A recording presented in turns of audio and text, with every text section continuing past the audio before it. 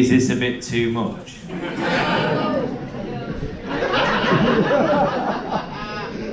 So my name's Graham. You'd have to be a bit mentally ill to wear this, wouldn't you? Thank you for that, that's nice. My name's Graham, and much like the weather according to Tom in the UK, I'm bipolar. Now, as you probably all know, being bipolar has a number of definitions. So it kind of means you're into both poles. I'm equally into the North and South poles, equally into telegraph and maypoles, equally into opinion and exit polls.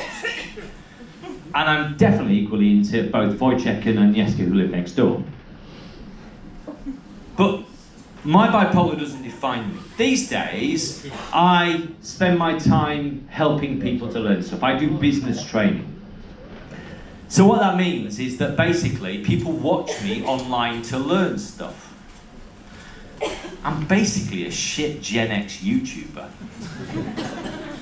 Now I'm Gen X, so basically, well, I say Gen X, but obviously we used to be known as Gen Twitter. And then, well, pretty much up until about 3 weeks ago, where everybody fucked off to Gen Blue Sky to avoid the racists. So it's very much a case of us trying to make sure that we help people in what they do. I'm not really comfortable as a Gen Xer. I've got kids, and they're much younger than me. They're Gen Zs. Gen Zs. Is there any Gen Xers in the house? Yeah. Anybody in there? All right, so like me, maybe you struggle with basically connecting with your kids. You don't understand what they say. You don't understand their jokes, their phrases, etc.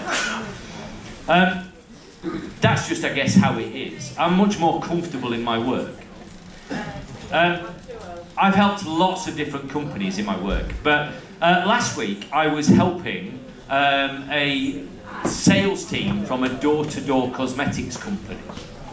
Any Gen Zs in the room? Yeah! Yeah, I literally taught your dad to sell Avon. But obviously, having these generational differences isn't unique to just basically being Gen X and with our kids. Is there any boomers in the room? Yeah? Any of the older generation in the room? Look, thank you. Thank you. They always like making a bit of noise, especially in Twitter and places like that. So, I can tell actually generally when I'm thinking about boomers. I spend my day generally sit on my backside talking for a few hours sort of thing. It's, you know, and I can hear them. I can kind of almost get those tucks under the breath. I can see the look in their eyes. And what they're basically doing is telling me, that's not a proper job. Get a proper job. Work for a living like we used to do when we were younger. Well, look, let me tell you now, I'm going to get a proper job choosing you a very cheap care home to look after my inheritance. Now, if there's any millennials in the house? Big crowd, lovely to see that. What the fuck are you doing here? 25 quid a ticket on this? With choices like that, you'll never move out of your parents' house, will you? Let's be honest. Now, if it makes you feel any better, the boomers have fucked it up for me. I wanted to retire to France. Brexit, fuck that. Thank you, boomers. Now, talking to houses, I live in a place called Pontefract. Anybody heard of Pontefract? It's affectionately known as Ponte Carlo. All right? And the reason it's affectionately known as Ponte Carlo is because there's a high number of people avoiding tax. And there's a famous casino. Well, look, no, that last bit's not entirely true. There's an Admiral and a Merca Slots on the marketplace. But it's kind of the same sort of vibe. But what it does have is it does have one of the UK's most haunted buildings. Pontefract is a place with lots and lots of history. Lots of history. It's got a castle, it's got a medieval hermitage. So when you're thinking about the most haunted place in the UK, you're probably thinking, where is it? Is it the castle where the child king Richard II was literally starved to death? Or the 15th century hermitage? No. Is it fuck? It's a 1950s semi on a council estate. Now, it's supposedly haunted by a guy called the Black Monk. Now, the family who lived there first realised something was wrong when things started going missing. Now, if you know Pontefract, that's not unusual. But they started realising things were going missing, and they realised that there was this thing called the Black Monk that lived there. Now, the Black Monk has come back to haunt this property as a demonic poltergeist. And much like my mate Dave, not Dave, Big Dave from Michael's story earlier, but much like my mate Dave, who had a bit of a problem sleepwalking when he had a few drinks, he's got a habit of leaving random puddles in random rooms late at night. Now, as it is, the Most Haunted TV crew did a Halloween special live in Pontefract one year for this house.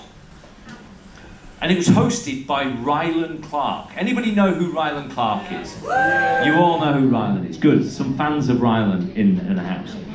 Now, what we used to get is basically, you know, kind of the police that night apparently reported there was lots of amazing sightseeing.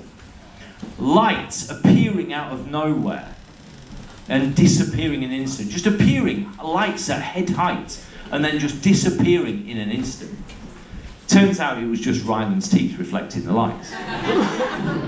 Now, talking to teeth, I went to Turkey recently on holiday.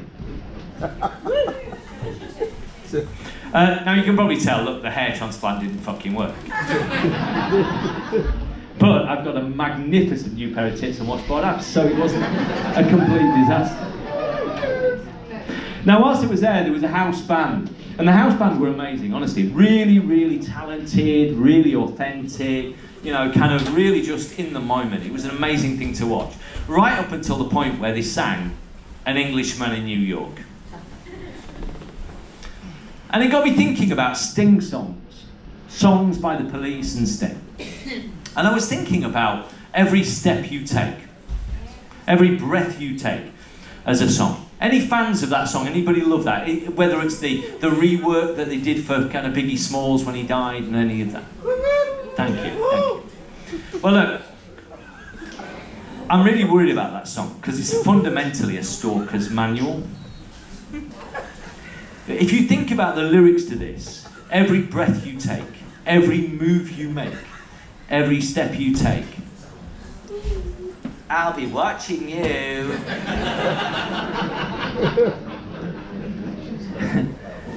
Every game you play, every move you make, I'll be watching you.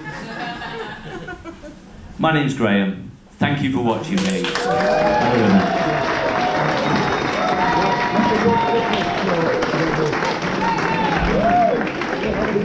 Ladies and